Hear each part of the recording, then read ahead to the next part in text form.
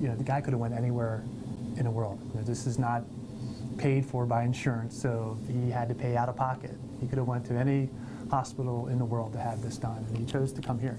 A patient from Jamaica needed a life-saving surgery, but how did he end up at Arnett? I have this gentleman who has a very large aneurysm that they don't have anybody who can fix. So Dr. Zama called me. We had the films FedExed overnight. I looked at the films and said, yes, we can. It's a challenging case, but we can fix it with what we call a stent. With the help of the international connections of Dr. Nishe Zama, a simple recommendation led the patient all the way to Elmira from Jamaica. My doctor heard of Dr. Zama, and because of my aneurysm, they say no, it was no time for it to be operated on. So that's what brought me here. Dr. Zama's international ties began years ago when he started a heart program in the Poconos and opened it up to international patients. I started to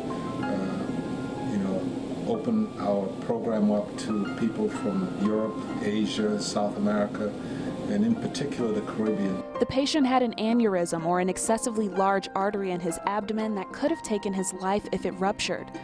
Dr. Zama recommended the patient to experienced vascular surgeon, Dr. Christian Hochberg. It grew to about 5.7 centimeters. Well, what does that mean?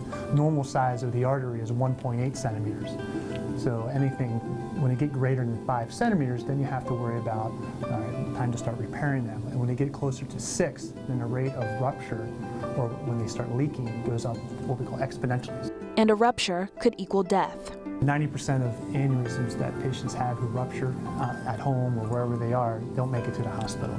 Of those that make it to the hospital, I say the survival rate is only about 1 to 2%. It's fairly rare for someone to survive an aortic rupture.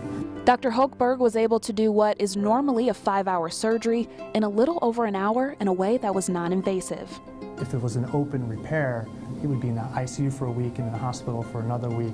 Increased risk of renal failure, heart failure, lung failure, all those factors go up exponentially. The surgery was successful and the patient was up and walking around just 12 hours later. I'm feeling quite good, and the people at Arnott Health are very, very polite and very accommodating, so you feel at home. Physicians like Dr. Hochberg and Dr. Zama are what helped to make Arnott Ogden great and known all over the world. Reporting in Elmira, Jordan Brown, 18 News.